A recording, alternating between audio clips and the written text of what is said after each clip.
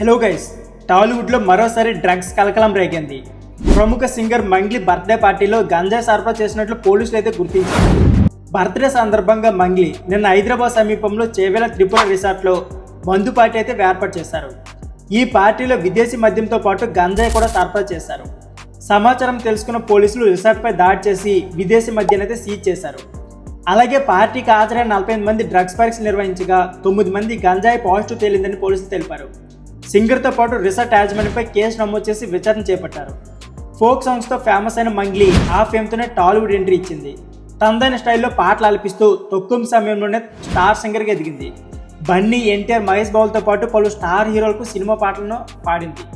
So friends, real video ఈ video నచ్చితే please like, share and subscribe my channel. Thank you for watching. అయితే మీలో ఎంతమందికి Mangli songs అంటే ఇష్టమో కామెంట్ బాక్స్లో కామెంట్ చేయడం అయితే మర్చిపోకండి. Thank you for watching.